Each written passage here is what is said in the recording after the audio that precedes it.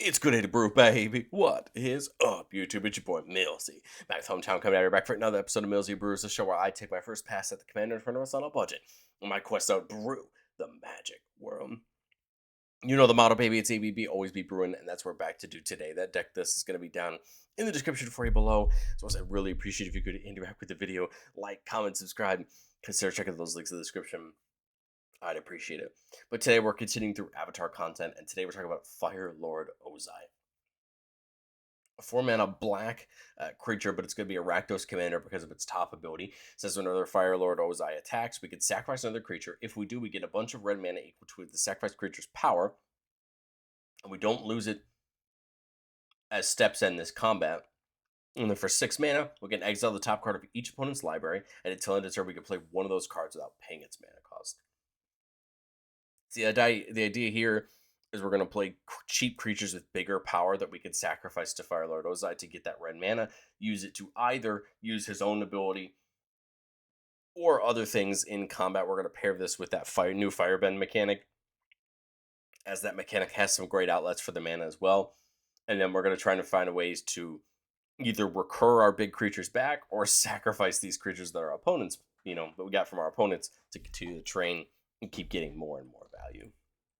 But I want to say a quick thank you to the channel members. Thank you so much for supporting the channel. If you're interested in seeing all of our videos for just a little bit early for just $1 a month, consider checking that out down below. Well, what's out there to sacrifice? And I think, truthfully, the answer is more than you realize. You have something like Ball Lightning, a big 6/1 for 3 mana that is going to force sacrifice itself at the beginning of the end step. Well, that's great. We'll use it before then. Bygone Colossus is able to be warped in for just 3 mana, being a big 9/9. Cosmic Larva, a big 3 mana 7/6. Hideous Taskmaster is a big 7 cost 7/2, but when it comes in, we gain control up to 1 target creature for each opponent, and they get haste and trample and annihilator 1. But the point is, we could hopefully take a nice creature right from our opponents to sacrifice. Hunted Bone Brute and Horror, both pretty big creatures for some cheap mana. They both come in and give an opponent a couple tokens, but they both are just nice big creatures that we can use to then sacrifice. Calaxion from Aether Drift again, big crocodile. It's a 7/2, so it's going to be easy, right, to sacrifice it for some big mana. Lightning Skelemental, a big 6/1 for 3 mana. Malignus is power and toughness equal to half the highest life total among your opponents, rounded up. So, of course, the start of the game will be 20, and it'll probably go down from there. But hey, that's a couple activations of Fire Lord Ozai. Phyrexian Soul Gorger, an 8 mana 3/3. Rock Curse Rakshasa is a 2 mana 5/5 that can be renewed back to the graveyard for some value, and then Rotting Register, a big 7 mana, 7 cost 3 mana, or 7 power 3 mana card, right?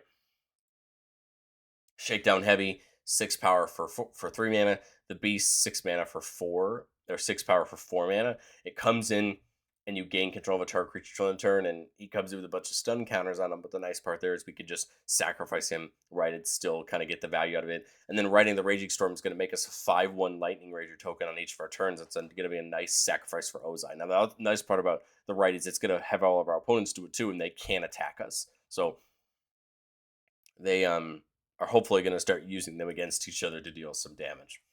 But I think we pair Ozai's ability with all of this firebending, because there's so many great outlets for firebending. Avatar Roku Firebender adds 6 mana whenever a player attacks, and until the end of combat, you don't lose that mana at steps end, and then you can pay 3 to buff a creature. So this could allow us to mega buff a creature. Ozai the Phoenix King says that if we would lose unspent mana, it becomes red instead, and then gets to be a nice threat if we have 6 or more unspent mana. Vindictive Warden lets us put 3 mana to just deal damage to each opponent. This is as probably more relevant than you think it is, because if you could make a lot of red mana, you could really just put this in there for a lot of damage. I think I like Roku's ability to buff a little bit better, buff a creature that's not blocked for big damage, but that's more beneficial than you think it is. Sozin's Common can give each creature we control firebending 5 until end turn, hopefully netting a bunch of mana. Fire Nation's Turret hands out firebending at the start of combat, but has that ability to put a charge counter on it for a red mana, and then can dome somebody for 50 when you get to 50 charge counters. Firebender Ascension says that whenever a creature we control attacking causes its own triggered ability to go off, You put a quest counter on it, and then if it has 4 or more, it actually can get doubled. This is nice because then we could potentially sacrifice multiple creatures to Ozai when we inevitably get this leveled up, and it hands out some firebending on a token. Legend of Roku eventually is going to flip into Avatar Roku in the backside. 8 mana makes you a 4/4 dragon with Firebending 4. So a great way to just dump your mana into to get a bunch of these dragons with Firebending 4 that on future turns can really fund Ozai. And then Fire Nation Palace for 2 mana to give a creature, Firebending 4 is going to hopefully be useful to, again, activate Ozai multiple times. Because it may not seem like a lot, but exiling a card from everybody's, each of those triggers is a different cast. So the first trigger is going to let you cast one of those three. The second trigger is going to let you, or the second activation lets you cast one of those 3. So you could potentially be casting multiple things per turn. Well, if you want to just add a bunch of red mana, you could do it that way to activate Fire Lord Ozai's ability. Some like mana guys could potentially add you a ton of mana, right? Very quickly, equal to the number of tap lands your opponents control. Jessica's Will can add a bunch of mana and then dig deep cards off the top if you want to do it that way. I like something of the value, something like Virtue of Persistence. Just at the beginning of your upkeep, you're bringing a creature from a graveyard back onto the battlefield in your control. Great way to get our key creatures back, right? That we want to sacrifice again and again for big value. And it has a small piece of removal on the adventure side. But I've said it before on the show, and I'll say it again. No deck's ever complete. It's my first shot at Ozai. And I think going into testing, there were 2 or 3 cards that I really liked, and the budget was concerned and the spots were a concern. I love the idea of Faded Firepower. I mean, it seems like such a great idea to me. You're going to make the red man off the firebending in the Ozai. Hopefully you can bring this in with a couple counters on it just to augment your damage. But since we're going to be playing things from Exile and we get to play them for free, I think things like Nalfeshni and Wild Magic Sorcerer just make a ton of sense. Sorcerer handing out Cascade to that first spell, Nalfeshni copying it. I love the idea of some of the things. I think maybe we probably need to lean into that Exile casting a little bit more because I think it's going to happen more often than we think it is with Ozai.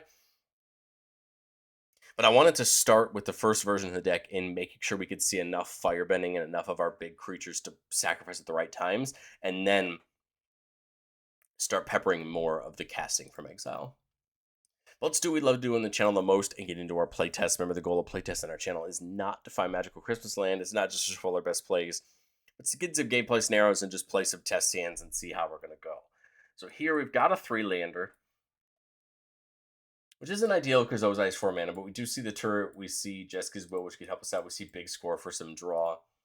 So we do have some options here as we go kind of up the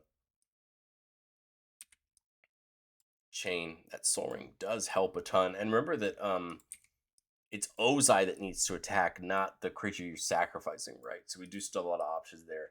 You go for the beast here, try to take something from one of your opponents, and then sack the beast to Ozai. I mean, hit the bottom ability, and right now starts the point in the playtest where you never know what you're going to get. We didn't play a land. You might have hit a land and played a land, but you might have played a creature, right? All of it's just going to come down to what you have. 4, 5, 6, 7 mana. If we got something like a creature last turn, maybe it's something you think about putting in the Fire Lord Ozai. We could play the turret and start that. There's a way to get some extra mana. Because it'll give out Firebending 2 to something. Jessica's Will could potentially still net us 7 mana, which would make it to 8, 9, 10, 11 mana this turn. Fevered Sufficient is pretty fun. Getting a bunch of spells from our opponents. You could do that and still play the turret and then have a pretty nice, nice combat that way. I think so much of this playtesting is going to be hard to do because it's going to come down to what you get off of your 6 mana. The other thought I had this turn was playing something like Rakdos. It's not something I want to sacrifice necessarily, but you could sack another creature to give it indestructible, and then when you sack another creature, you get to exile cards equal to its mana value off the top of that player's library. Off of somebody's library, and until your next end step, you could play them. So on a future turn, we could be sacrificing things that we take off of Ozai's ability or whatever to dig through the library. There's so many ways to approach this. I like this line a little bit better. I think it probably just leads to more value, but I could understand 1, 2, 3, 4, 5, leaving up a couple mana. Doing that, sacrificing the thing you had to Ozai, and maybe you have enough mana to, crank it again. Then you come into the next turn. Love the idea of the Roku. 6 mana is more than enough to pay for Ozai. So now we don't even necessarily have to pay to sacrifice. These two are going to allow us not only do it on our turn, but technically will allow us to do it on our opponent's turn as well. The bottom ability of Fire Lord Ozai is not required to be at sorcery speed. The only downside, right, is that during our opponent's turn, we'd only be able to play instants. But if you think about it, Avatar Roku, as long as anyone's attacking is going to give you 6 mana, I'll happily put it into the Ozai to just look at everybody's top card and see if you can get something quick right off the top. So that playtest probably comes down to what you hit off the top of some of those triggers as we determine our board state. And that's just going to be a theme here. I can only go so far. So much of it's going to come down to what you get off the 6 mana, how that shapes your board state as you keep going. For mana, we see the Bone Brute and the Registrar. We also see Prosper. As you play and cast things from exile, you get treasures. So there's a way to get some more value.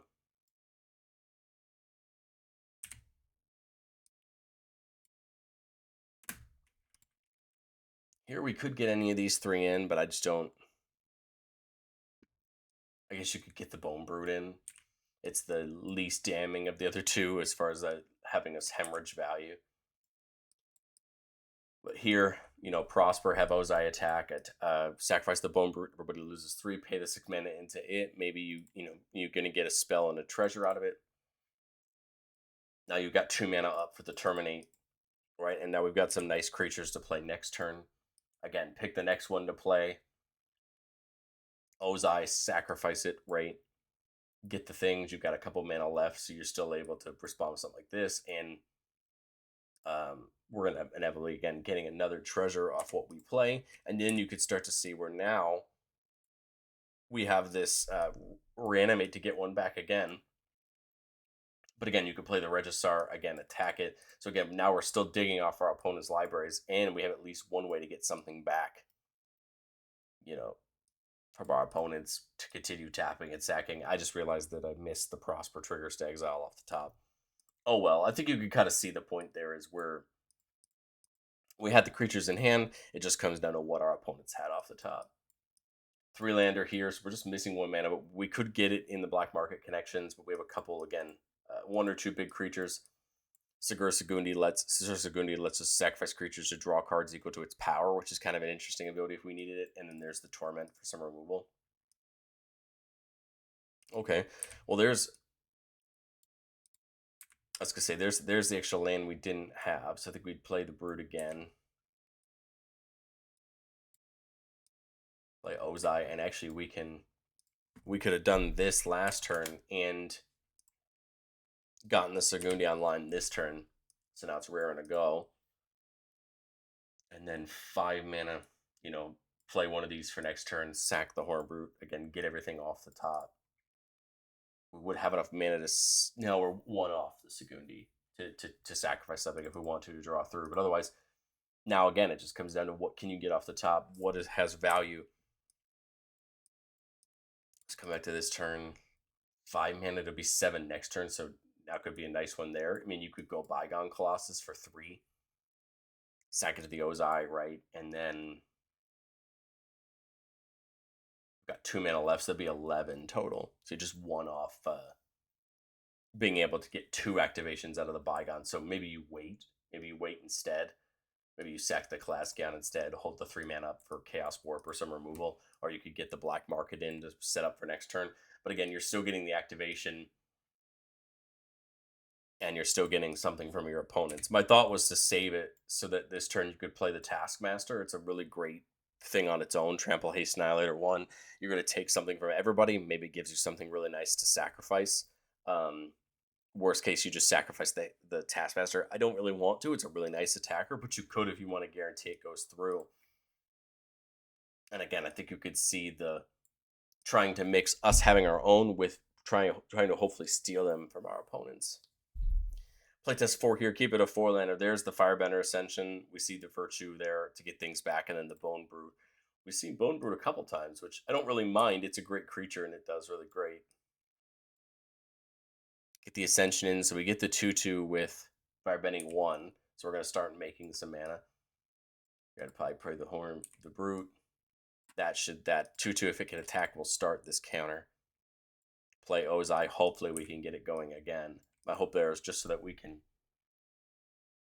get more value off of Ozai's ability.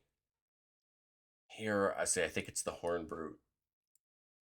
Attack, now this is online. Play whatever you find. Play something like the Prince for next turn. Just like 1 mana off of Roku. I guess you could go into them if people on enough tap lands. I mean, you go to the Geyser and to get something like Roku out. Otherwise, I was gonna say I think I would just try to come to this turn now. Maybe you try to go for something like the Mana Geyser to get things out. Otherwise, play the Soul Gorger, sack it. You're getting another one here, so that's 9, 10. Sorry, you're 10 mana total, so you're just 2 mana off of the 2 double activations, but we have that, so you could double activate here. And again, you could start to see that. I think a lot of our momentum is just going to come down to what your opponent's exile. Maybe you find some draw, maybe you find a key artifact to help you ramp, maybe you find a nice creature to put on your board. I think so much of it is going to come down to being aware of what your opponents are exiling and then setting up your board in case they don't exile anything good, right? And just kind of playing the line of making sure we have enough for both, and kind of playing it out that way. I think so much of it, we want to make sure we have the right creatures in our hand to sacrifice, get the right things off our opponents, and then use that, firebending to our advantage. And we have so much of that firebending support in here as well. I'd love to know, what do you think of Fire Lord Ozai down in the comment section below. I think it's an interesting deck. I think the sacrifice is fun, and there's some more ways to pay it off that I probably didn't even get into. But I'd love to know what you think, and I will catch you on the next one.